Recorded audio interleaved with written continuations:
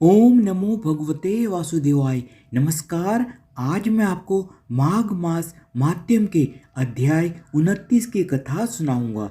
आप इससे पहले के अध्याय 28 तक के सभी वीडियो मेरे चैनल पर देख सकते हैं।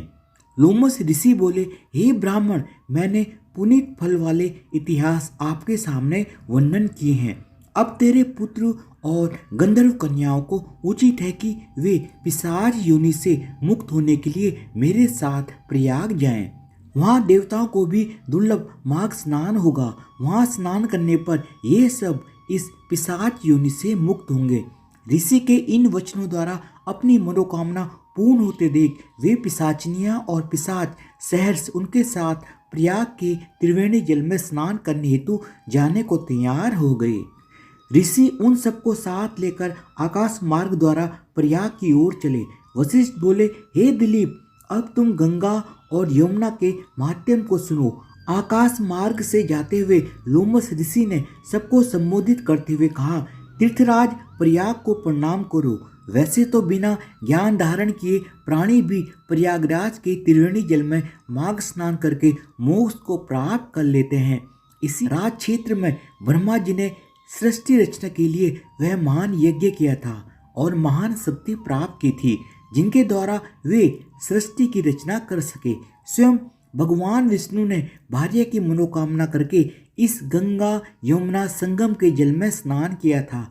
तभी अमृत मंथन के समय उनको लक्ष्मी भार्या प्राप्त हुई थी। शिव ने इसी त्रिवेणी के सेवन द्वारा त्रिपुर दैत्य का वध करने की शक्ति प्राप्त की थी।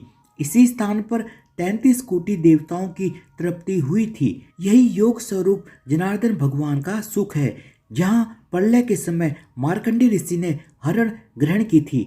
समस्त पापों को हरण करने वाला यह जमुना जी है। यहाँ स्नान करने वाले निष्पाप होते हैं, सभी को मुक्ति प्राप्त होती है। इस विषय में एक इतिहास को सुनो।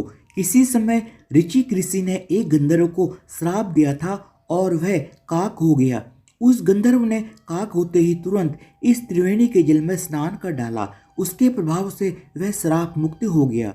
इसी प्रकार जब इंद्र द्वारा श्राप प्राप्त कर उर्वशी इंद्रलोक से गिरी, उसने भी स्नान कर अपने को तुरंत श्राप मुक्त कर लिया था।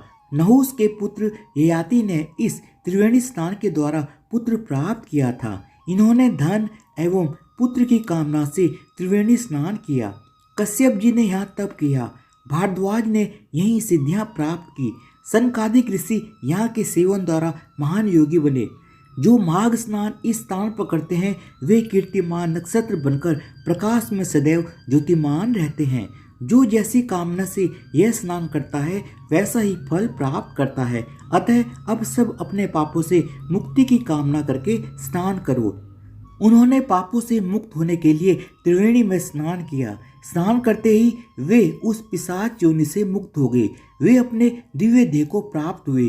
तब वेद निधि ने लोमस से कहा, हे मुने, आपकी कृपा से यह सब श्राप से मुक्त हुए हैं। अब आप उपदेश दें। लोमस जी बोले, तुम्हारा पुत्र विद्या अध्ययन समाप्त कर चुका है, युवा है और यह कन्याएं भी इस पर मोहित है, अतः इनका विवाह हो जाना चाहिए। ऋषि के वचन मानकर उस ब्राह्मण पुत्र ने उन कन्याओं का वरण कर लिया।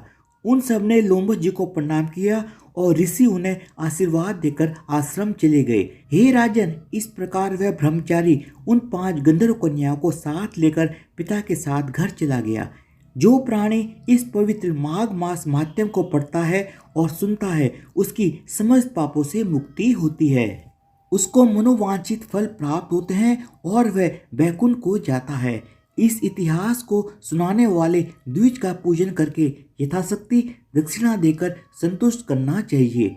ऐसा प्राणी सुखी रहता है। हर प्राणी को चाहिए कि वह अपने जीवन काल में कम से कम एक बार तीर्थराज प्रयाग में जाकर त्रिवेणी का स्नान मकर संक्रांति के दिन माघ मास में अवश्य करे, ताकि उसके भूतकाल में हुए पापों से छुटकारा मिल सके और भविष्य उज्जवल हो सके। स्नान के पश्चात यथाशक्ति सोना, चांदी, रुपया, अन्न, गुड़, तिल आदि का दान अवश्य करें, तभी स्नान दान का पुण्य फल मिलता है। धन्यवाद। इसी के साथ माघ मास माध्यम के अध्याय कथा समाप्त होती है। आप इससे पहले के अध्याय 28 तक के सभी वीडियो मेरे चैनल पर देख सकते हैं। धन्यवाद। बोलो भगवान विष्णु की जय हो।